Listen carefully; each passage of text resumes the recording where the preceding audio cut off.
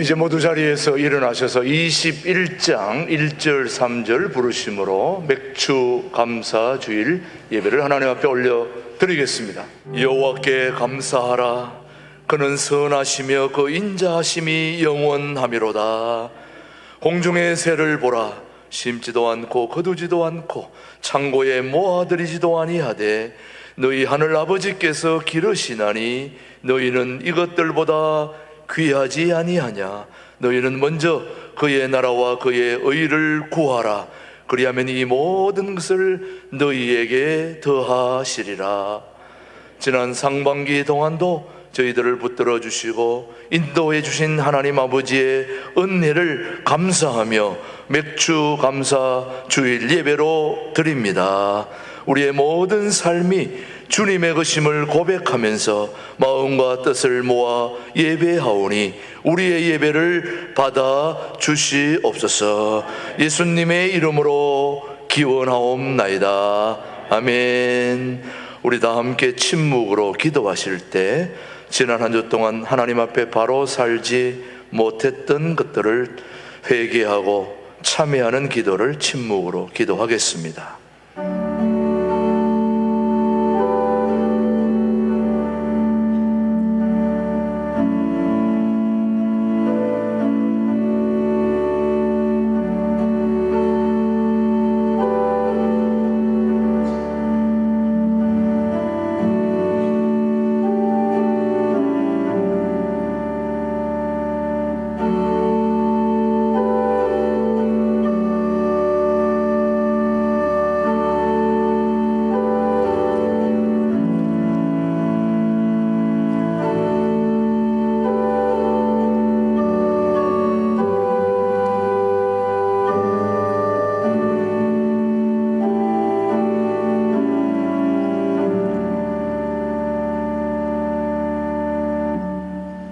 진심으로 참회하는 자에게 주시는 하나님의 말씀을 들으십시오. 너희는 옷을 찢지 말고 마음을 찢고 너희 하나님 여호와께로 돌아올지어다. 그는 은혜로우시며 자비로우시며 노하기를 더디하시며 인애가 크시사 뜻을 돌이켜 재앙을 내리지 아니하시리라. 아멘. 우리 사도신경으로 우리의 신앙을 고백하겠습니다. 나는 전능하신 아버지 하나님 천지의 창조주를 믿습니다. 나는 그의 유일하신 아들 우리 주 예수 그리스도를 믿습니다. 그는 성령으로 잉태되어 동정녀 마리아에게서 나시고 본디오 빌라도에게 고난을 받아 십자가에 못 박혀 죽으시고 장사된 지 사흘 만에 죽은 자 가운데서 다시 살아나셨으며 하늘에 오르시 전능하신 아버지 하나님 우편에 앉아 계시다가 거기로부터 살아있는 자와 죽은 자를 심판하러 오십니다. 나는 성령을 믿으며 거룩한 공교회와 성도의 교제와 죄를 용서받는 것과 몸의 부활과 영생을 믿습니다. 아멘. 모두 자리에 앉으시고 590장 찬송 부른 후에 우리를 대표해서 김기덕 장로님 기도해 주십니다. 예배 받으시기에 합당하신 하나님 아버지, 오늘 7월 첫 주일 맥주감사 주일로 하느님께 신령과 진정으로 예배드리게 하시니 감사합니다. 오늘 드려지는 이 예배를 통하여 하나님 홀로 영광 받으시고 저희들에겐 한없는 은혜의 시간이 되게 하옵소서.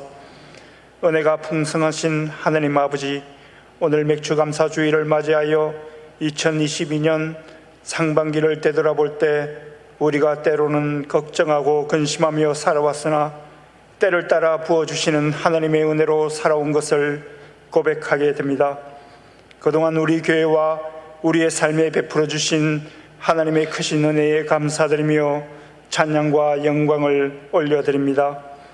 하나님 아버지, 이제 2022년 반년을 무사히 보내고 다시 새로운 반년을 시작하는 7월 첫 주일, 저희들 남은 반년을 울며 씨를 뿌리러 나가 기쁨으로 단을 수확하는 그런 자들이 다 될 수 있도록 새롭고 변화된 마음을 가지며 결단하는 이 시간 되게 하옵시며, 올 한 해 남은 시간 주 안에서 반드시 승리하는 저희들 모두가 되게 하옵소서.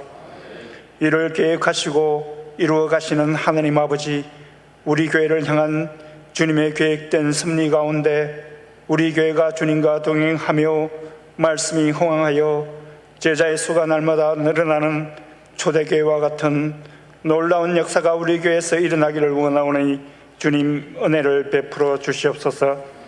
이뿐 아니라 우리 교회는 통일 한국을 준비하는 교회가 되고자 우리 모두 함께 열심으로 기도하고 있습니다. 이러한 교회를 이루기 위하여 먼저 우리 교회는 성령 충만한 헌신적인 교사들이 필요합니다. 주님 보내어 주시옵소서. 그리하여 이들을 통하여 많은 학생들과 젊은이들이 말씀 위에서 복음을 전하고 기도하는 일꾼으로서 우리 교회에서 훈련받고 쓰임받기를 원하오니 주님 도와주시옵소서.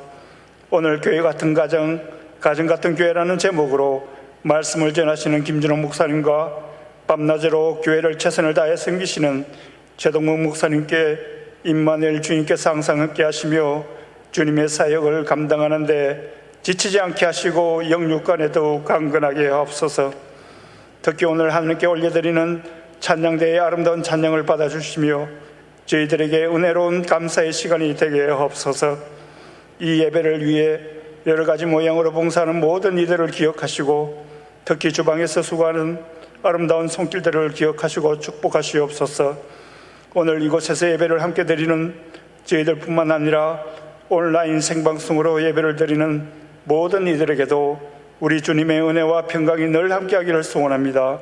우리 신광둘의 교회를 통하여 하나님의 나라가 이 땅에 이루어지길 원하시는 우리 주 예수 그리스도의 이름으로 기도드립니다. 아멘.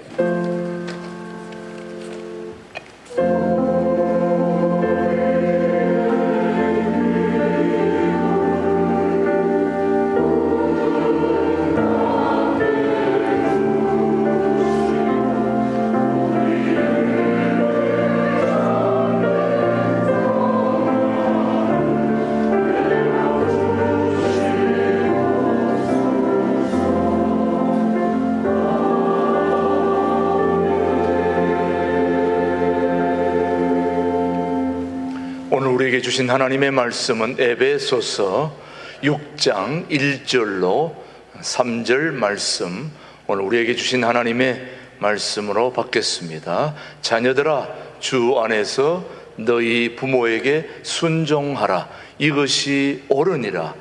내 아버지와 어머니를 공경하라. 이것은 약속이 있는 첫 계명이니 이로써 내가 잘 되고 땅에서 장수하리라. 하나님의 말씀이었습니다. 신광둘의 찬양대 주님이라는 제목으로 하나님께 영광 올려드리고 이어서 김준호 목사님 살아계신 하나님의 말씀 선포해 주시겠습니다.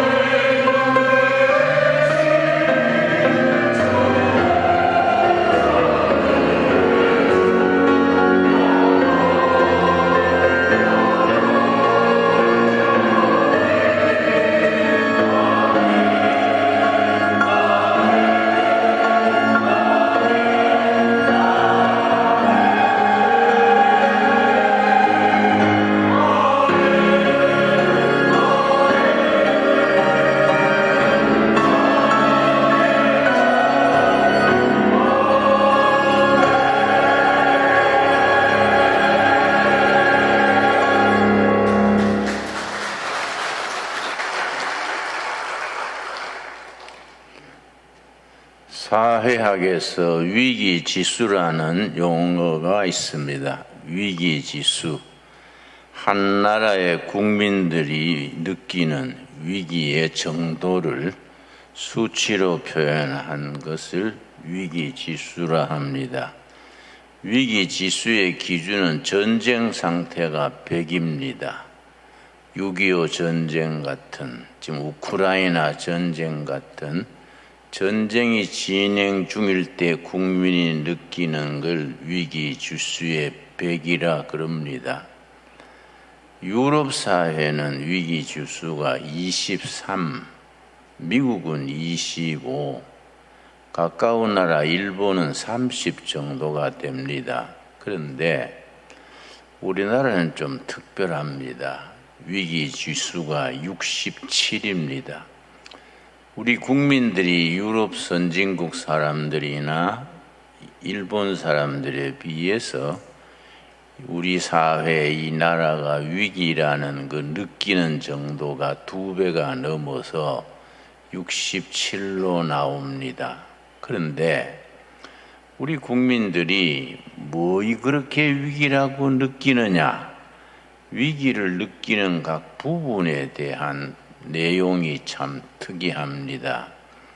우리 정부 한 기관에서 수년 전에 위기 지수의 첫째가 뭐이냐, 우리 사회, 국가의 위기라고 생각하는 첫째가 뭐이냐, 둘째, 셋째 몇 순번을 정해서 발표했습니다. 근데 우리 국민들이 느끼는 위기라고 느끼는 내용이 우리 생각하고는 영 다르게 나왔습니다. 무슨 북한 핵이라든지 경제 위기라든지 코로나 팬데믹이라든지 그런 걸 위기의 첫째로 꼽은 것이 아니라 가정의 위기가 첫째입니다. 가정. 우리 국민들이 전반적으로 느끼는 우리 국가 사회 위기의 첫 번째가 북한 핵이다, 무슨 경제 위기다, 이게 아니고 가정의 붕괴, 가정이 흔들리는 것을 위기의 첫째로 꼽았습니다. 두 번째는 각 이익단체들 간의 갈등, 그러니까 사용주와 노동자의 노조의 갈등, 또 보수와 진보의 갈등, 여당과 야당의 갈등, 각 이익 집단들 간의 충돌, 이 다툼, 이 사회가 안정되지 못하고 서로 간에 옥신각신하는, 이걸 두 번째로 잡았습니다. 세 번째가 북한 핵, 네 번째가 경제 위기. 우리 생각은 다르지요. 우리 생각에는 북한의 핵무기라든지 경제 위기가 첫째, 둘째 될 것 같은데 가정의 위기가 첫째다. 참 중요하지요. 왜 우리나라는 가정의 위기가 그렇게 국민들의 몸에 느끼는 위기의 첫 번째가 됐을까? 전문 사회학자들이나 심리학자들, 전문가들이 거기에 대해서 깊이 연구를 해야겠지요. 우리 교회는 그런 국민들이 느끼는 위기의식을 극복하는 데에 참 좋은 길잡이가 돼야 됩니다. 우리 기독교 복음의 핵심이 뭡니까? 마태복음 11장 28절, 29절에 예수님께서 말씀하시기를 수고하고 무거운 짐진 자들아 다 내게로 와라. 내가 너희를 쉬게 한다. 참 귀한 말씀이지요. 기독교 복음을 가장 쉽게 짧게 표현한 내용 중에 하나입니다. 수고하고 무거운 짐진 자들, 스트레스 받고 위기의식을 느끼고 신경이 약해지고 요즘은 또 공황장애라는 증상이 많습니다. 교회 권사님이고 안수 집사님이고 멀쩡한데 남 모르는 고생을 하는 겁니다. 이 가슴이 울렁거리고 현기증이 나고 뭔가 몸이 폭발해 볼 것 같고 답답한 거지요. 응? 그럼 우울증이 참 많습니다. 이런 것들이 자기 위기를 자기가 긍정적으로 승화시키지 못해서 신체적으로 거기 나쁜 반응이 나타나는 겁니다. 그래서 우리가 이런 위기를, 가정의 위기, 이걸 어떻게 극복해 가느냐. 우리 사회가 너무 빨리 발전했지요. 내 살아 생전에 보릿고개를 넘어서 농경시대에서 산업화시대에 거쳐서 정보산업시대를 거쳐서 지금에 오기까지 한 사람의 평생에 고비고비를 겪으면서 여러 가지 가정이 흔들리게 됐습니다. 그러니까 지난해부터 우리나라에 보이지 않는 위기 중에 하나가 지난해부터 인구가 줄어드는 겁니다. 인구가 감소되니까 어려운 문제지요. 또 교회도 위기지요. 유엔주일 학교가 잘 안 되는 거지요. 또 중고등부가 아주 잘 되지 않습니다. 이런 것들이 또 교회의 위기라 하겠습니다. 창세기 2장 18절 말씀 보겠습니다. 창세기 2장 18절. 하나님께서 사람을 지으시고 그 다음에 가정을 세우게 하셨습니다. 창세기 2장 18절 말씀. 여호와 하나님이 이르시되 사람이 혼자 사는 것이 좋지 아니하니.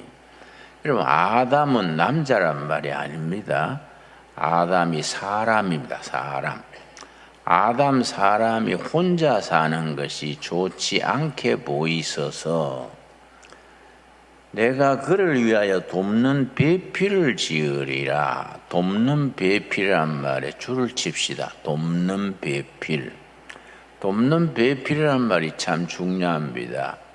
남편은 나가서 직장 다니고 아내는 살림살이하고 자녀 키우고 뭐 빨래하고 청소하고 그런 돕는 배필이 아닙니다. 이 성경의 돕는 배필은 천국까지 영혼의 순례길을 같이 걸어가는 믿음의 동지, 돕는 배필입니다. 어떻게 표현하느냐 하면은 아담이 구덩이에 빠졌습니다. 혼자서 못 나와요. 하나님께서 코끼리나 원숭이를 통해서 건져낸 것도 아니고 하나님이 직접 구해낸 것이 아니고 하와 아내가 구덩이에 밧줄을 던져주고 아담씨 그쪽 끝을 잡으세요. 내가 나오도록 당겨드리겠습니다. 이 돕는 배필입니다. 또 하와 아내가 구덩이에 빠졌으면은 남편 아담이 구해내는 이 돕는 배필입니다. 우리 천국까지 같이 가는 길동무고 협력자고 믿음의 동지가 이게 돕는 배필이지요. 그래서 그 다음 21절 말씀. 여호와 하나님이 아담을 깊이 잠들게 하시니 잠들매 그가 그 갈빗대 하나를 취하고 살로 대신 채우시고 이제 여자를 만드실 때에 아담을 잠들게 하시고 갈빗대 하나를 뽑으셔서 여자를 지으셨다. 그게 말하자면은 인류 역사에 처음 등장한 외과 수술이라 하겠지요.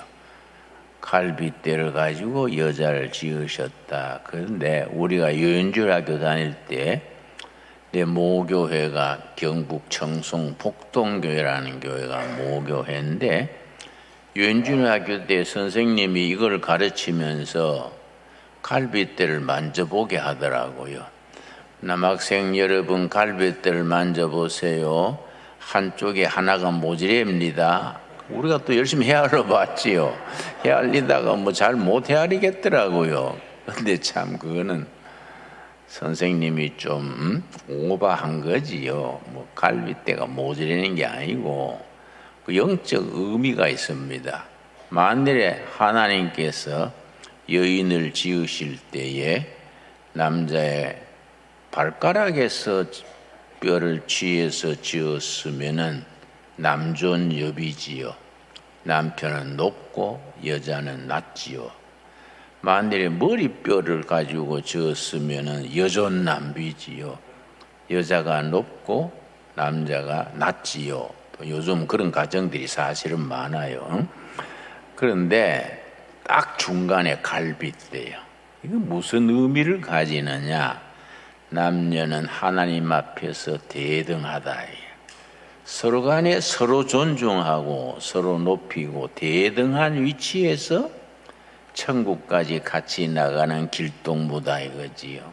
믿음의 동지다 이거지요. 그래서 갈빗대를 취해서 여자를 지으시고 아내로 세우셨다는 것이 참 의미가 깊습니다. 언제나 남자와 여자는 평등하고 하나님 앞에서 같은 협력자고 조력자가 돼야 되지요. 자, 그래서 24절입니다. 23절 말씀. 아담이 이르되 이는 내 뼈 중에 뼈요 살 중에 살이라. 이것을 남자에게서 취하여 쓴적 여자라 부르리라 하니라. 하나님께서 하와를 지으셔서 아담에게로 데려오니까 너무 감동해가지고 혼자서 살다가 좋은 배필을 지어주시니 얼마나 감격했겠습니까? 아, 내 뼈 중에 뼈요 살 중에 살이다. 이 문장을 인류 역사상 맨 처음 나온 시라 그럽니다. 시. 인간 역사에 처음 등장한 시가 남자가 여자를 볼 때 찬양하는 내 뼈 중에 뼈요 살 중에 살이다. 막 끝내준다. 뭐 그런 얘기겠지요. 응? 여러분 각자 아내를 그렇게 볼 수 있기를 바랍니다. 옆에 앉아 있으면 한번 새로 쳐다보십시오. 응? 뼈 중에 뼈요 살 중에 살이다. 응? 그럼 또 부인이 이걸 고맙습니다 해야지. 당신 죽을 때 됐나? 와 이러노? 이렇게 하면 그러면 참 집안이 이상하지요. 예. 그래가지고 24절 말씀, 24절. 이러므로 남자가 부모를 떠나 그의 아내와 연합하여 둘이 한 몸을 이룰지로다. 부모를 떠나서 결혼해서 남편과 아내가 하나가 돼서 그 다음에 부모를 버리는 거지, 섬기는 거이지요. 요즘은 부모를 섬기는 걸 잘 소홀히 하는 분들이 많아요. 나도 9년 전에 어머니가 소천하셨는데 제가 지금 마음에 참 알끈해요. 그렇게 고생하시다가 좀 편해지실 때 돌아가셨구나. 우리 어머니 지금 계시면 내가 굉장히 효도할 것 같은데 그때는 뭐이 바쁘다고 1년에 한 번 찾아뵙도 않고 전화도 자주 드리지 않고 내가 참 잘못했다. 여러분 부모님 살아계실 때에 자주 찾아뵙고 전화드리고 효도하기를 바랍니다. 그게 우리가 영적으로 축복받는 길입니다. 우리 오늘 읽은 본문 말씀 에베소서 6장 보겠습니다. 에베소서 6장.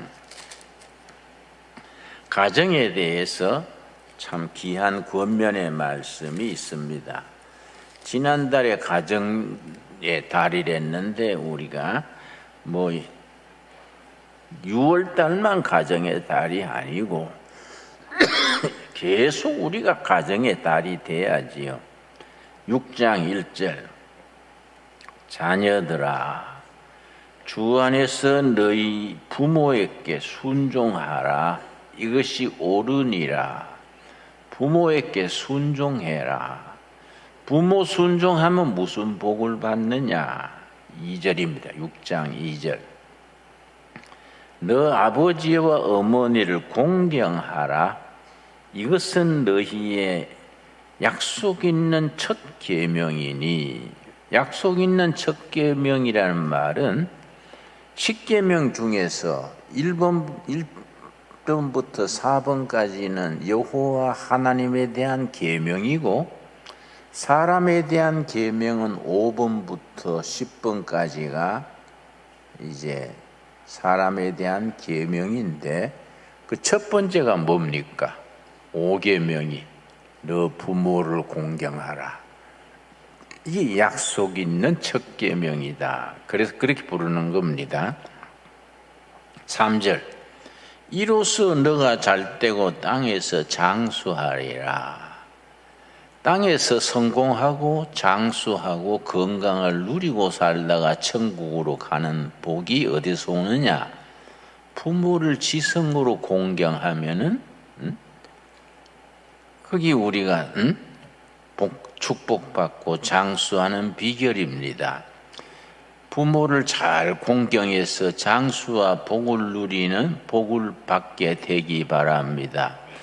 내가 저 샌프란시스코 신학대학에 유학을 갔었는데요. 그때가 아마 43살인가 40 넘어가지고 농촌에서 일하다가 유학을 이제 미국에 갔는데 수업 시간에 우리 한국 사람들이 개고기 먹는 걸 가지고 그 얘기가 나와가지고 모두 나를 막 돌아보면서 한국인들은 너무 야만이다. 어떻게 개를 잡아서 먹느냐. 뭐 그한테 나를 막 보면서 그 동급생들이 규탄을 하더라고요. 그래서 내가 열받았어요. 그래, 그건 뭐 그 문화 차이지 뭘 그래서 했느냐. 너희들은 부모는 양로원에 모셔버리고 가보지도 않고 개하고 데리고 자잖냐. 우리는 부모는 잘 모시고 개는 잡아 먹는다. 어느 게 더 도덕적이냐. 내가 개 안에 개가 내 안에 뭐 그런데 너희가 뭐 얻은 게 더 윤리적입니까? 부모는 양로원에 뭐 보내버리고 가보지도 않고 개하고 같이 자면서 뭐 너희가 그렇게 고상한 척 하느냐. 그래 뭐 너아니 벙벙해가 말을 안 하더라고요. 내 말이 맞지 않습니까? 뭐 응? 뭐 그런데 부모를 공경하는 것이 장수와 축복의 비결이다. 여러분 부모님 살아 계실 때 꼭 실천합시다. 예, 그러고 부모에 대해서 자식에 대해서 뭐라 그랬냐면은 4절입니다. 4절. 또 아비들아 너희 자녀를 노엽게 하지 말고 오직 주의 교훈과 훈계로 양육하라. 자녀를 노엽게 하지 말고 그 줄을 칩시다. 자녀를 노엽게 하지 말고의 원문의 뜻은 자녀로 하여금 스트레스 받지 말게 해라. 막 엄하게 가르친다고 자녀 상처 주고 그 부모한테 상처받은 자녀들이 많습니다. 자녀를 노엽게 하지 말고 이 말이 참 중요합니다. 자식들한테 소리를 빽빽 지르고 기죽이고 내한테서 어떻게 이런 자식이 낳냐 하고 막 그런 부모들이 있지요. 그 자녀들에게 상처 주면요 그게 쌓여가지고 자녀들에게 트라우마 상처가 돼가지고 그 병이 되지요. 그러니까 자녀들한테 늘 노엽게 상처 주고 하지 말고 자녀들과 부모 간의 깊은 대화, 서로 가정이 화목한 가정을 이루어야 되지 않겠습니까? 여러분 요즘은요 가정학은 이제 가정학도 있지만은 새로 대두하는 학문이 가족학입니다. 가정학은 주택, 음식, 의복, 뭐 가정 환경 이런 게 가정학의 주제인데 가족학은 가족들 간의 인간관계지요. 부부관계, 부모-자식 관계, 시아버지, 시모, 며느리 관계, 사위와 장모의 관계, 이 관계가 가족학입니다. 그리고 이제 시대의 변화에 따라서 가정학보다도 가족학을 아주 지금은 중요시합니다. 그런데 미국의 가족학 중에 아주 선구자적인 분이 버지니아 사티어라고 해요. 버지니아 사티어. 우리 서점에 가면은 아름다운 가정 이런 책이 나와 있습니다. 아마 지금 서점 가면 살 수 있을 겁니다. 버지니아 사티어 교수가 가정 문제에 대해서 가장 입문서로서 행복하고 건강한 가정의 입문서로서 쓴 책이 아름다운 가정 이런 책인데 그 서두에 썼어요. 모든 가정 문제 뭐 수십 가지 뭐 100가지 200가지 안 되겠습니까? 가정 문제 일일이 따지자면 뭐 얼마나 많습니까? 그걸 버지니아 사티어 교수가 딱 4가지로 정리했습니다. 모든 가정 문제는 요 4가지에 해당된다.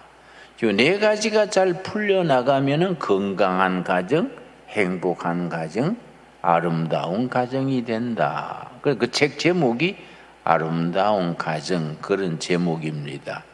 첫 번째가 뭐냐면은 가족들 한 사람 한 사람의 가치관, 자존감, 자기 이 가정에 속한 것에 대한 긍지, 참 우리 행복한 가정이다. 응? 내 가정을 위해서라면 내가 무슨 일이든지 해야지. 이런 가족들 간의 그런 가치관, 자존감 그런 것이 튼튼하게 서 있으면 이게 행복한 가정의 첫 번째예요. 가족들 한 사람 한 사람의 가정에 대한 존중, 자기 만족, 가치관 이게 첫 번째지요. 특별히 크리스찬들은 믿음 안에서 살아가기 때문에 이런 게 참 중요합니다. 두 번째가 뭐냐면은 가족들 간의 의사소통, 대화지요, 대화. 의사소통. 이게 참 중요합니다. 요즘은 가정이 그런 대화의 장소가 못 되고 무슨 하숙집처럼 돼가지고 호주는 뭐 직장에 바빠가지고 새벽에 나갔다가 밤중에 들어오면 애들은 자고 있는 거예요. 그리고 만나지도 못하고 그냥 그런 대화의 관계가 이루어지지 못하니까 자꾸 가정 문제가 생기고 빗나가게 되지요. 그래서 우리 성도의 가정이 중요한 것은 가정 예배지요. 가정 예배를 통해서 그 시간이 하나님과의 대화, 기도, 찬양 시간이지만은 그 이상 그만큼 중요한 것은 가족들 간의 대화 시간이지요. 그 가정 예배가 중요합니다. 우리 신강 두레교회가 두레교회 때부터 저녁 예배를 우리가 처음부터 없앴는데 저녁 예배를 없앤 이유가 있습니다. 우리 학교 다닐 때는 각 교회마다 저녁 예배 꼭 드렸거든요. 그 처음 할 때 가정 예배를 안 드린 저녁 예배 안 드린 이유가 대예배 11시 대예배 드리고 집에 가가지고 가족들이 모여서 서로 같이 요리도 해먹고 꼭 저녁 시간 교회 저녁 예배 드리는 시간에 가정 예배를 드려라. 그래서 이제 처음에는 가정 예배 드리는 모범 그 이제 내용을 다 인쇄해서 드리곤 했어요. 본문 말씀, 성경, 간단한 설교, 호주가 중심이 돼가지고 그걸 놓고 가정 예배 드리고 가정 예배에서 중요한 것은 말씀 마치고 그 다음에 이제 서로 대화를 하는 거예요. 각자 자기 어려운 사정, 호주는 내가 사업이 요새 어려운데 기도해 주라. 또 주부는 요새 물가가 올라가지고 우리 생활비가 좀 모자란다. 기도해 주라. 딸은 내일 시험인데 기도해 주세요. 아들은 나 요새 조금 몸이 안 좋은데 기도해 주세요. 자기 문제를 놓고 기도하는 거야. 그럼 가족들이 돌아가면서 서로 중보기도 하는 거예요. 이게 너무너무 중요한 거지요. 거기서 가족들의 소통이 돼요. 소통. 의사소통이 되고, 그래서 운전하면서도 차가 막히면은 아침에 가정예배에서 나온 기도를 앉아서 중보기도 하는 거예요. 이런 게 참 가정예배가 엄청 중요하기 때문에 저녁예배 교회에서 드리는 대신에 저녁에 가정예배를 드리십시오. 그래가 우리 저녁예배를 안 드리게 됐는데, 한 번은 집사님이 나한테 말하기를 우리 교회는 저녁 예배가 없어 좋아요. 왜요? 하니까 그 시간엔 다 볼일 보고 다니고 할 때 좋잖아요. 그래서 그게 아니요. 볼일 보라고 가정 예배 안 드리는 게 아니라 그 시간에 가족들 모여가지고 예배 드리고 대화하고 서로 간의 고충을 그때 나누면은 가족들이 하나가 되지 않습니까? 그리고 서로 위해서 기도할 수 있지 않습니까? 이 대화가 참 중요한 겁니다. 근데 요즘 젊은 사람들은 대화 그러면은 아주 삐딱하게 생각해요. 아버지가 대화하자 해놓고 앉아가지고 뭔 말하니까 애비한테 그런 말하면 되냐? 그러니까 대화가 아니고 대놓고 화내는 게 대화다. 그건 대화가 아니다 이거예요. 대화하고 예배 볼 때는 뭔 소리를 해도 참고 받아들여야 되는데 소리 빽빽 지르니까 대화가 대놓고 화내는 기다. 이런 그런 말을 하는 거이지요. 하나님께서 우리에게 대화를 요청하십니다. 자, 이사야서 1장 18절입니다. 가정에서도 그 하나님의 그 대화 요청이 우리 가정에서 통하는 겁니다. 이사야서 1장 18절 말씀입니다. 대화를 통해서 기적이 일어난다는 겁니다. 이사야 1장 18절 우리 천천히 찾겠습니다. 성경 찾으실 때 서두르지 말고 천천히 찾아야 됩니다. 서두르다가 책장 찢어지는 수도 있고 그러니까 천천히 1장 18절 말씀 우리 신앙생활에 아주 중요한 출발점이지요. 그런데 이게 기본인데 우리가 이걸 잘 못하고 삽니다.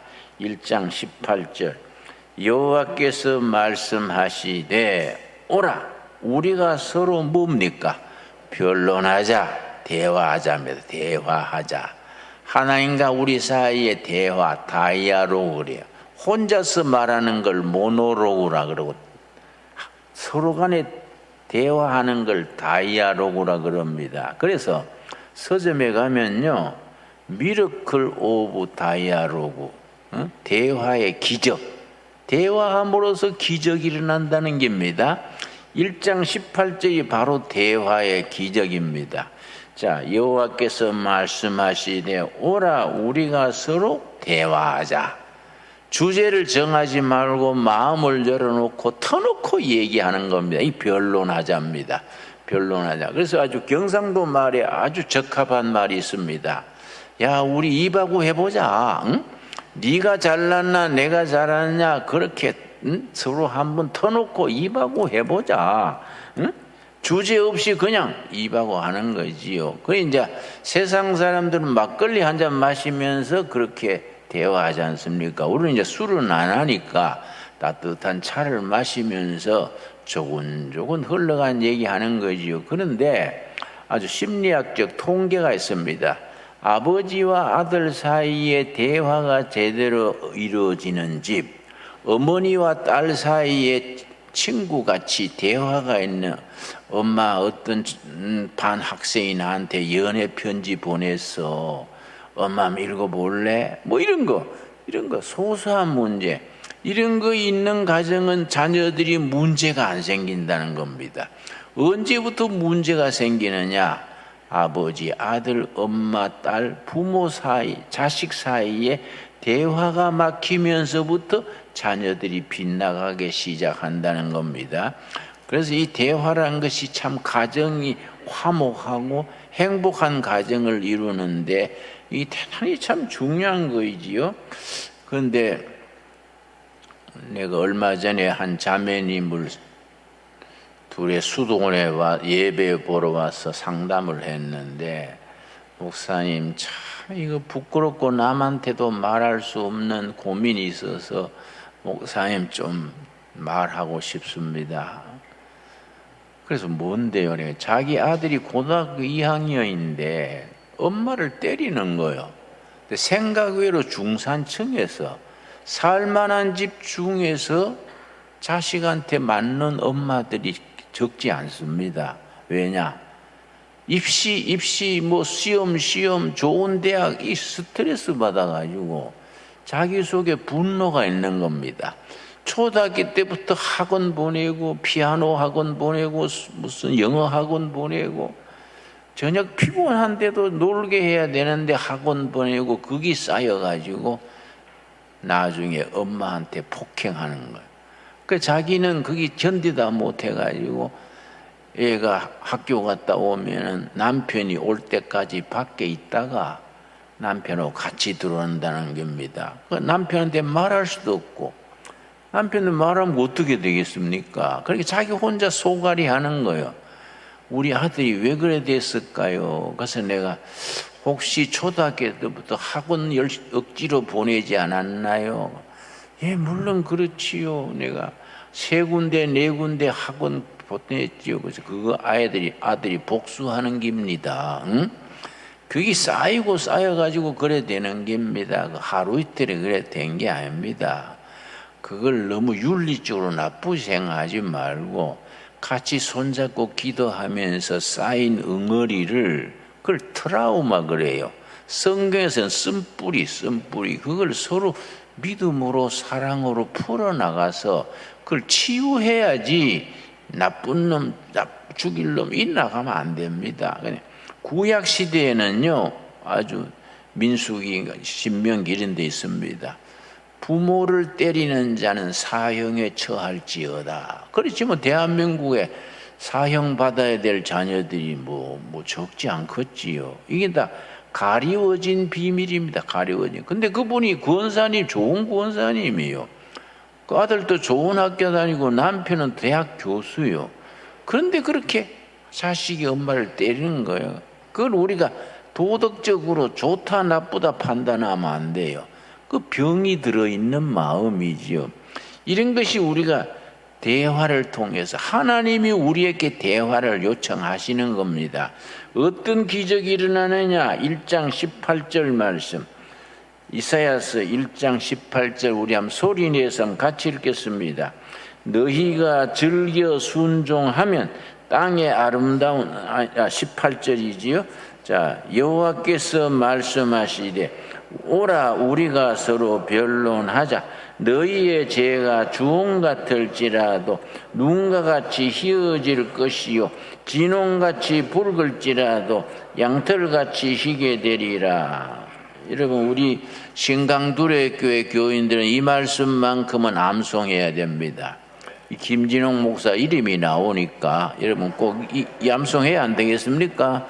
그게 의리가 아닐까요, 여러분? 응? 참 중요한 말씀입니다, 여러분. 하나님과 우리 사이의 변론, 대화를 통해서 기적이 일어난다. 진홍같이 붉은 죄가 양털같이 휘어지고 주홍같이 허물이 다 사해져서 다 없던 걸로 된다. 여러분, 하나님과 우리 사이의 그 기적은 말할 거 없고 인간관계에서 대화는 기적을 일으킵니다. 그런데 한국인들이 국민성이요 부지런하고 삭삭하고 다정다감하고 참 좋은데 우리나라 국민들의 치명적인 약점이 있습니다. 대화가 생활하다 있지를 못해요. 이게 우리 사회의 큰 약점입니다. 대화가 안 되니까 자꾸 부딪히게 되고 그렇습니다. 그런데 철학자 중에 소크라테스라는 시랍의 아테네 철학자가 있었는데 그 사람의 교육 방법이 대화법입니다. 그걸 삼파술. 뭐라고 생각했느냐 하면은 산모가 아기를 낳을 때 옆에서 도와주지요. 아기 출산 잘하도록. 소크라테스의 교육법을 삼파술 그랬는데 청년들 속에 있는 고민, 지식, 가능성을 대화를 통해서 끄집어내 준다. 산파가 산모의 아기 낳는데 도와주듯이 각자 속에 있는 가능성, 잠재된 능력, 고민, 아픔을 스승이 돼가지고 대화를 통해서 끌어내 준다. 그래서 삼파술이라 그랬습니다. 예수님이 그 방법을 너무나 잘 쓰셨지요. 예수님이 12제자와 3년간 같이 지나시면서 꼭 동생들같이 형제같이 대화했지 않습니까? 예수님의 교육 방식이 대화법입니다. 예를 들어 마태복음 16장 15절에 제자들한테 너희는 나를 누구라 하느냐? 베드로가 척 나서가 주는 그리스도시요 살아계신 하나님의 아들이로소이다. 야, 니 그 말 잘했다. 니 제주로 그 말한 게 아니다. 성령님이 그렇게 깨닫게 해주신 거이다. 그리고 예수님이 대화, 공중나는 참새를 봐라. 응? 들에 핀 백합화를 봐라. 아주 평범한 수준에서 대화로서 깊은 진리로 이끌어 주신 것이지요. 그러니까 우리 가정에, 교회에서 그게 생활화가 돼야 됩니다. 그래서 우리 속에 있는 세상에서 받은 짜증, 응어리 이런 거, 부모들이요, 이 참 부부간에 이 대화가 부족합니다. 직장 생활이 얼마나 힘듭니까?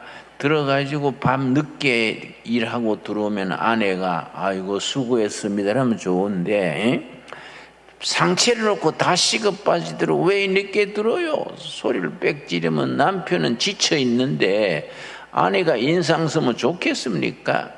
어따 못생긴 얼굴에 인상부터 쓰는 거요. 그럼 뭐 잘생긴 여자한테 가지. 이러면 또 밥상이 날아가고 안 그렇습니까? 그러니까 그 부부가 그래 부부 생활하면 안 돼요. 그게 남편이 밤 1시에 들어와도 아이고 여보 처자식 위해서 얼마나 고생합니까? 2시고 3시고 그렇게 참 들어오면 내가 항상 상체를 놓고 기다릴 테니까 이렇게 식사하세요. 이러면 안 그러다 그러면 남편이 누이시둥부려주고 이 사람이 죽을 때가 됐나 왜 이러노? 응? 거기서부터 이 가정의 평화가 시작되는 거 아닙니까? 안 그렇습니까? 여러분 자녀 키울 때 무슨 위기냐면은 얘가 학교 갔다가 올 시간 지났는데 안 왔어요. 얘가 오늘 왜 늦어지나 하고 지방에 가보니까 이미 와 있어요. 보통 학교 갔다 오면 엄마한테 엄마 왔어요 하고 방에 들어가지 않습니까? 근데 엄마들이 센스가 없으면은 그럴 때 문제가 있는 거예요. 얘가 왔는데 엄마한테 왔다는 얘기 안 하고 지방에 바로 들어가 버렸거든요. 엄마가 모르고 있는 거예요. 왜 그러냐? 학교에서 왕따를 당했거나 상처 입었거나 뭔가 자기 아픔이 있을 때 세상 만사가 귀찮으니까 엄마한테도 말 안 하고 바로 들어가 버린 거지요. 그럴 때 엄마나 아버지가 불러가지고 차근차근 대화를 해야 되는데 버릇없이 왜 인사도 안 하고 안 들어가냐? 이렇게 뿌리면 그게 대화가 더 막히지요. 그러니까 가정이라는 것이 그런 이 삶의 보금자리고 세상에서 받은 스트레스를 풀어주고 거기에 새로워지는 안식의 자리가 돼야 됩니다. 그래서 버지니아 사티어 교수가 모든 가정 문제의 문제를 4가지로 정리해서 첫 번째로 뭐라 그랬습니까? 가족들 간의 가치관, 자긍심 이런 기고, 둘째는 가족들 간의 대화, 세 번째를 뭘 들었냐면 각 가족들이 지켜야 되는 규칙, 그 룰 그래요. 룰. 아버지는 어떠한 경우에도 무슨 외도하지 않는다. 엄마는 뭐 가계부를 매일 적는다, 뭐 이런 거. 딸은 일주일에 한 번씩 엄마의 주방을 돕는다. 딸은 밤 9시 지나서 들어오지 않고 늘 그 전에 들어온다. 뭐 아들은 토요일은 꼭 엄마를 도와서 청소를 한다. 그런 걸 가정 예배를 통해서 그걸 정해야 돼요.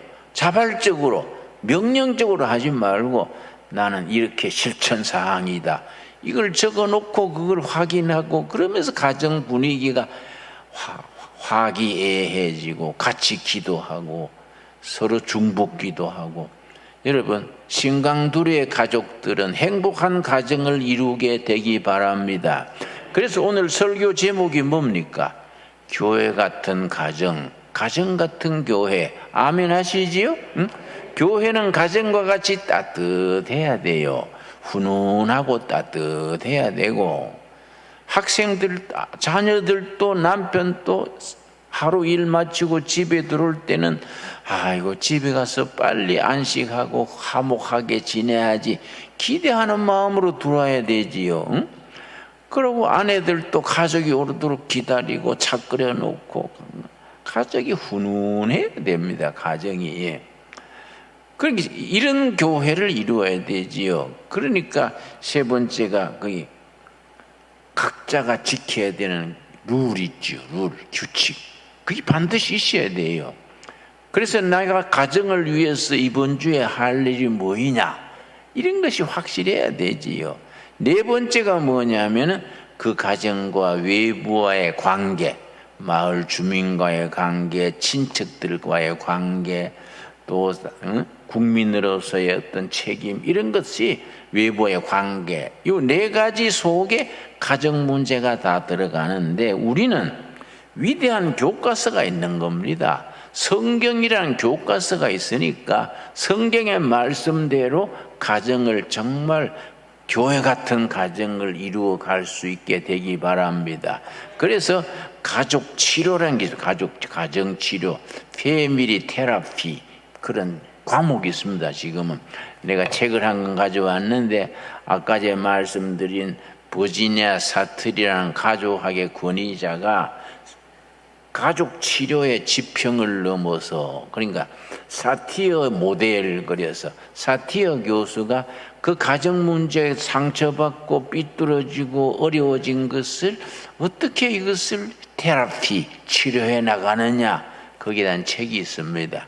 이제 사티어 모델, 가족 치료의 지평을 넘어서, 이런 게 참, 이런 책들이 우리가 놓고 보고, 성경이 우리는 교재가 있으니까 성경과 비추어서 가정 문제를 다 토론하고 극복해서 행복한 신광둘의 가족들이 되어질 수 있게 되기 바랍니다. 기도하겠습니다. 하나님 감사합니다. 우리를 그리스도의 자녀 되게 하시고 믿음의 가정 되게 하셔서 감사합니다. 교회 같은 가정 되게 하시고 가정 같은 교회가 되게 하여 주시옵소서. 교회는 가족처럼 훈훈하고 따뜻하게 하옵시며 가정은 교회처럼 거룩하고 신선하게 하여 주시옵소서. 우리 가정마다 예수님의 호주가 되셔서 아름다운 가정, 행복한 가정, 그렇게 흐뭇한 안식의 가정으로 이끌어 주시옵소서. 예수님 이름 받들어 기도드려 싸움나이다. 아멘. 우리 591장 찬송 부르면서 봉헌하겠습니다. 기도드리겠습니다. 자비로우신 하나님 감사합니다. 저희들에게 베푸신 은혜에 감사하여 예물을 드립니다. 11조헌금, 주일헌금, 감사헌금, 제목을 따라 드리는 손길마다 굽어 살피셔서 그 마음의 소원과 기도 제목이 응답받아 할렐루야 하나님께 영광 돌리게 하여 주시옵소서. 코로나 팬데믹으로 경제 불황으로 서민들의 삶이 몹시 어렵습니다. 주님, 낙심치 말게 하옵시며 물질의 어려움으로 세상에 부끄러운 일 당하지 말게 하시고 희망을 가지고 인내로서 마지막까지 승리하게 하여 주시옵소서. 가정가정 간절한 제목이 있습니다. 들어 응답하셔서 할렐루야 하나님께 영광 돌리게 하옵소서. 예수님 이름 받들어 기도드렸사옵나이다. 아멘. 여러분, 어제 우리 가정 얘기 잘 들으셨습니까? 네? 참 필요한 얘기지요. 예. 우리는 가정행 교과서, 성경이라는 교과서가 있으니까 가족들이 행복한 가정을 이루어 나갑시다. 지난주에 우리 소개했는 정성욱 교수의 밝고 행복한 종말론, 지난주일에 품절됐기 때문에 다시 또 갖다 놨습니다. 이 요즘 신앙관계 추천할 만한 책이 참 드문데 정성욱 교수 특별히 종말론에 대해서는 반드시 알아야 되는데, 많은 이단들 전도관 무슨 신천지 또 그러고 이것 거의 종말론이 삐뚤어진 종말론에서 이단 사이비들이 나옵니다.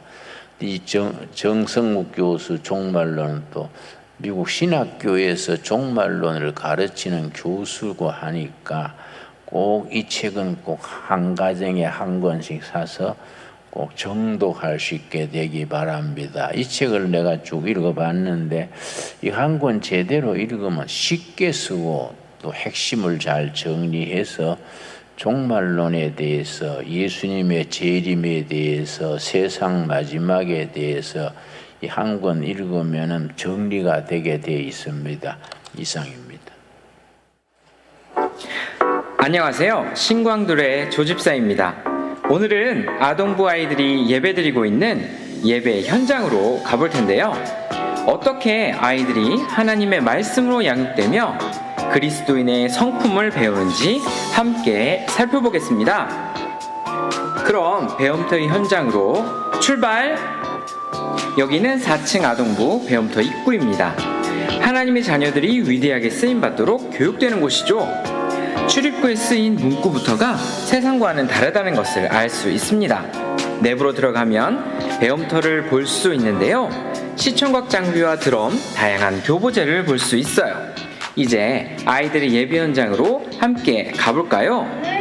전도사님의 인도로 예배가 시작됩니다. 아이들의 마음가짐을 준비시킨 후에 찬양으로 예배를 시작합니다. 신나게 율동과 찬양하는 모습이 너무 사랑스럽네요. 찬양에 선생님들도 빠질 수 없죠? 선생님, 힘내세요. 이제 영상교재를 통해 사람의 겉모습이 아닌 속사람을 보라는 성경 말씀을 배우고 있습니다. 이렇게 집중해서 말씀을 듣고 있는 아이들이 너무 기특하네요. 말씀을 한번 들어볼까요? 같지 않다. 사람은 겉모습을 보지만 나 여호와는 중심을 보느니. 지금 이 시간은 배운 말씀을 정리하는 시간이에요. 전도사님의 쉬운 설명과 함께 말씀을 배웁니다.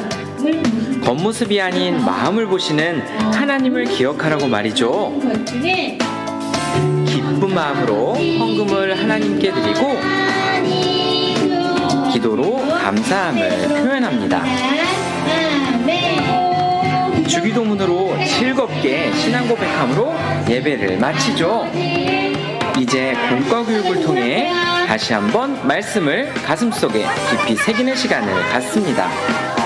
진지하게 임하는 아이들의 모습에서 성령 충만한 아이들의 밝은 미래가 보입니다.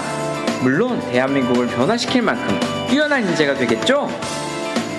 어릴 때 나를 말씀으로 지도해 주시는 선생님의 따뜻한 말 한마디에 아이들은 바른 마음과 배려를 마음속에 담게 되죠. 진심으로 아이들을 위해 기도하시는 선생님, 보이지 않는 곳에서 하나님의 사랑을 전하는 선생님들과 아이들을 응원해 주세요. 신광 두레교회는 밝게 빛날 아이들의 미래를 적극 지지합니다. 네, 우리 교회 학교 축하드립니다. 축하합니다. 네. 신광도래 교회는 유치부, 아동부, 중고등부, 청년부, 교회 학교를 중요시하고 또 교육에 중점을 두고 열심히 달려가고 있습니다. 계속 격려해 주시고 또 7월 달에 또 수련회를 위해서도 또 기도해 주시고 또 후원해 주시기를 바랍니다.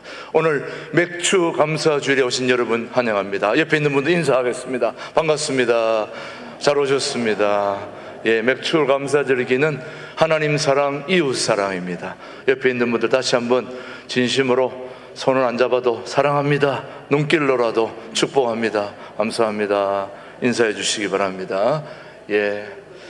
오늘 이 신광도래교회 2부에 오신 분들은 전 세계에서 방송으로 또 유튜브로 또 여기 오신 분들도 세계 각곳에서 모이신 분들이 다 오셨기 때문에 일일이 소개하지 않아도 다 함께 모여 있습니다. 우리 교회는 전국구 세계 모든 분들이 다 같이 모여서 예배하게 되는 거지요.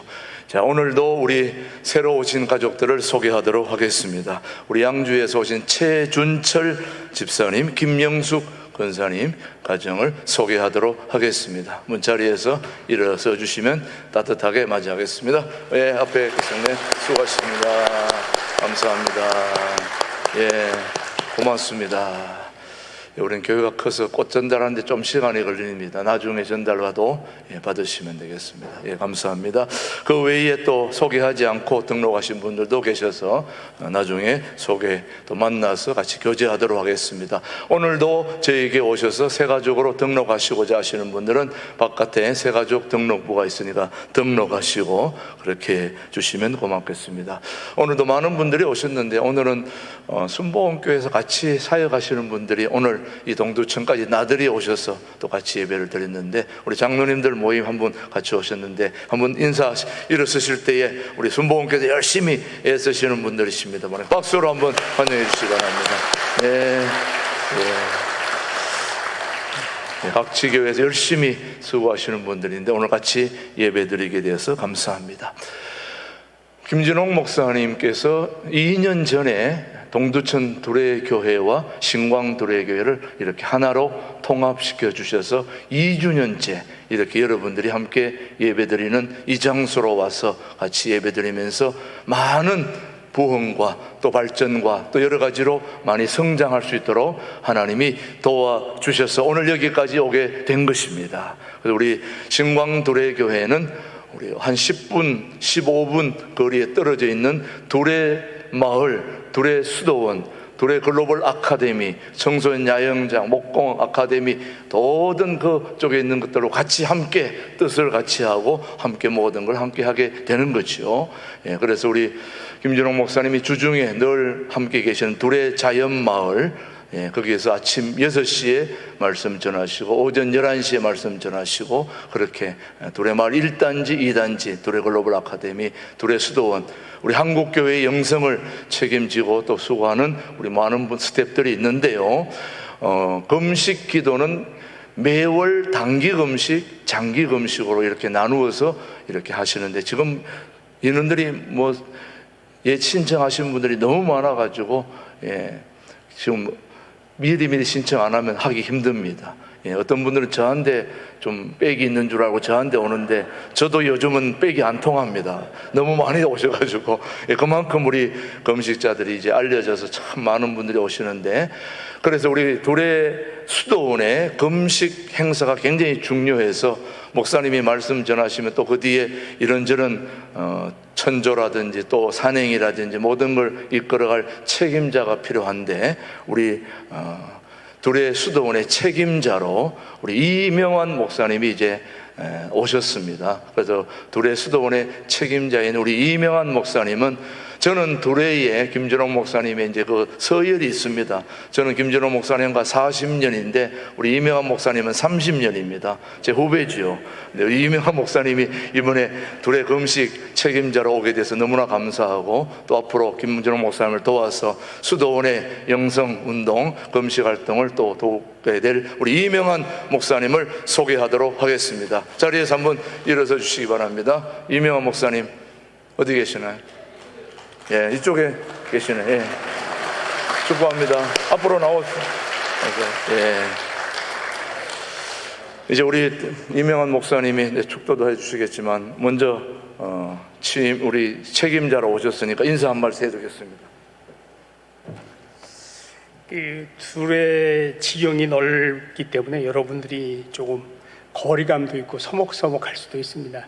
그런데 교회와 수도원, 그 학교 모두가 다 한 가족이고 함께 신앙의 모습들이 다양하게 나타나는 것으로 하시고 자주 놀러도 오시고 차 한잔 마시러 올라오시기도 하시고 또 산행도 같이 하시고 또 함께 금식에도 참여해 주시고 그래서 한 가족으로 지냈으면 좋겠다 그런 소망을 갖습니다.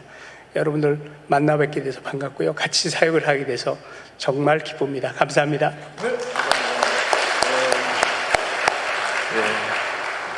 여러분이 둘의 마을, 둘의 금식에 참가하시면 잘 지도해드리고 또 안내해 주실 것입니다.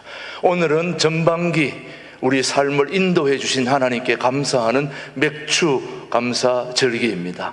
오늘 여러분 모든 삶에 함께 하신 하나님께 감사하는 그런 소중한 절기를 지키게 돼서 너무 감사합니다. 맥주 감사주의를 소중하게 또 잘 보내시고요. 그 다음에 7, 8월 목회 일정 중에 다음 주일에는 우리 두레이에서 함께 사역했던 김종천 선교사님이 중국에서 8년, 말레이시아에서 8년 선교 이야기를 다음 주 오후 2시에 와서 해 주시겠습니다. 기억하시고 참여해 주시길 바라고요. 그 다음에 7, 8월 교육부 여름성리학교 수련회가 쭉 주보에 나와 있으니까 참조하시고 우리 수련회를 위해서 여러분들이 뒷받침해 주시고 기도해 주시고 또 수련회 경비가 많이 듭니다. 그래서 여러분이 꼭 지원해 주시고 격려해 주시기를 간절히 바랍니다.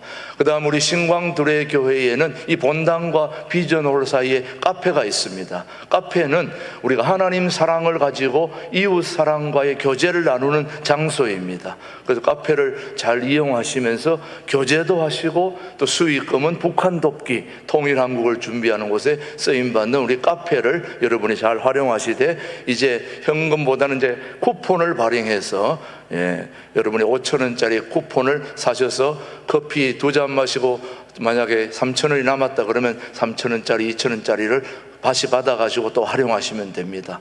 제가 먼저 50만 원치 사가지고 여러분에게 선물도 주고 나눠도 줬는데 여러분이 이제 가능하면 직접 구입하셔서 우리 카페를 이용하시면서 교제도 나누시고 북한도 돕는 그런 소중한 그런 카페를 위해서 수고하시는 분들을 또 명찰도 또 이렇게 있습니다. 우회선 장로님이 담당이신데 유순아 권사님, 정미숙 권사님, 이임실 권사님, 이영호 권사님, 이순미 권사님, 우리 정미숙 권사님은 투병 중에도 이렇게 나오셔서 수고하고 있습니다. 이렇게 카페 섬김이들의 섬김을 통해서 여러분들이 서로 교제하고 나누시고 식사하고 또 가셔서 드시고 주준부리도 있습니다. 여러분이 거기 가셔서 이것저것 좀 드시면서 교제도 나누시죠. 그리고 이 5,000원짜리 티켓을 가져가서 밖에 가서 사람들한테 선물로 주면 그분들이 여기 와서 마시게 되는 거죠.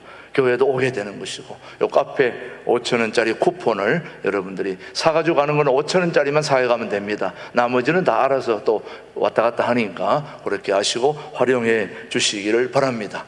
네. 오늘 모임 합리 정기당회가 있고요. 1시에 그다음 비태항전지 3시 30분에 또 이번 주방봉사는 13유전도에서 수고하도록 하겠습니다.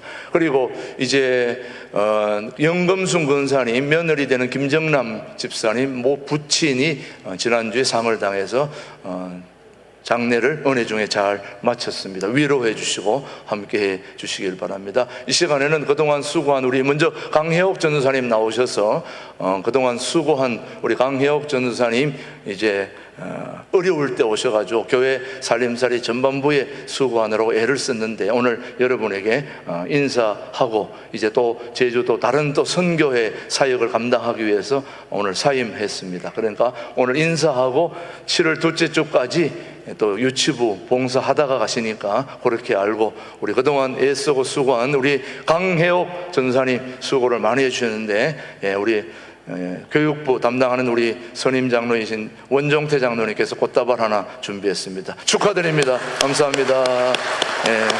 수고하셨습니다. 이제 다음 사역지에 가서 잘 먹고 잘 사시고 열심히 선교하세요. 축하합니다. 다시 한번 격려해 주시기 바랍니다. 감사합니다. 그 다음에 새로 오는 우리 전도사님 또 사역 담당하시는 두 분을 소개하도록 하겠습니다. 우리 강전사님이 담당했던 사무행정과 또 이제 새가족부를, 그동안 우리 유치부를 담당했는데 이제는 사무행정과 또 새가족부를 담당할 우리 공춘을 마스크를 벗고 인사를 해주시기 바랍니다. 공춘을 전도사님 이쪽이고 이쪽에는 유치부를 담당할 조은하 목사님이십니다. 예, 앞으로 잘 사역 감당하도록 하겠습니다. 감사합니다. 인사하겠습니다. 예, 수고하도록 하겠습니다. 예, 들어가시고요. 예, 앞으로 또 이분들이 여러분을 잘 또 섬기고 맞이하게 될 것입니다. 그리고 도서 안내, 아까 우리 김준홍 목사님이 소개한 이 밝고 행복한 종말론, 이거는 밖에 현관에 되어 있습니다. 원래 14,000원인데 10,000원에 드립니다. 여러분이 한 번씩 꼭 들고 가시고, 지난번에 모자라가지고 하시는데 아마 오늘도 모자랄지 모르니까 얼른 가서 들고 가시기 바랍니다. 예, 수고하셨고요. 그 다음에 우리 신광두레 3층에 이제 오시는 분들 안내를 위해서 우리 김강순 권사님이 전체 안내를 한다는 걸 기억하시고 또 그 안내를 받으시면 되겠고요. 그 다음에 나가시다 보면 전도용 보리금빵이 있습니다. 이 보리금빵을 앞으로 전도용으로 활용하기 위해서 만들었으니까 여러분 2봉지를 드리면 1봉지는 본인이 드시고 맛이 어떤지, 제가 먹어봤는데 너무 맛있고 한 봉지 먹고 물 한 컵, 우유 한 컵 먹으면 한 끼 식사까지도 가능한 정도로 지금 만들었습니다. 너무 맛있는 건빵인데 요거를 하나는 먼저 드셔보시고 맛이 너무 괜찮기 때문에 다른 분들한테도 전도용으로 주시면 됩니다. 아마 한 봉지 받아가지고 드셔보신 분들은 다음에 오면 막 2개, 3개 달라고 그럽니다. 그럴 정도로 맛이 있는 보리건빵 전도용으로 사용하는 거 여러분 꼭 활용해 주시기를 바랍니다. 그리고 마지막 광고입니다. 우리 교회를 위해서 그동안 관리 집사로 수고해 주셨던 문성기 집사님이 일주일에 3번 정도 투석을 하다 보니까 건강이 여의치 않아서 건강이 해당되는 곳으로 마침 직장이 새로 선임이 되어서 내일부터 출근하기 때문에 오늘까지 수고하게 됩니다. 우리 그동안 여러 가지 참 투병 중에도 우리 교회를 돌보느라고 수고한 우리 문성기 집사님, 오늘 저희가 대신 인사해달라고 그래서 하지만 그분 우리 수고했는데 박수로 한번 격려해 주시기 바랍니다. 고맙습니다. 앞으로 건강하게 또 사역 다른 곳에도 또 잘할 수 있도록 그렇게 해주시면 고맙겠습니다. 오늘 모두 자리에서 일어나셔서 마지막 나의 마음속에 찬송하고 우리 이명환 목사님 축도로 오늘 2부 예배를 모두 마치고 오후 찬양 예배에 식사하시고 참여해 주시길 바랍니다. 이제는 임마누엘 되셔서 늘 함께 계시는 우리 주 예수 그리스도의 은혜와 하나님 아버지의 지극하신 사랑과 성령님의 감화 감동 교통케 하시는 역사가 교회 같은 가정 같은 교회를 꿈꾸는 성도들 위해, 그들의 가정 위에 자녀들 위해, 사랑하는 기업 위에, 그리고 나라와 민족 위에, 섬기는 재단들 위해 이제로부터 영원까지 함께 계시기를 축원하옵나이다. 아멘.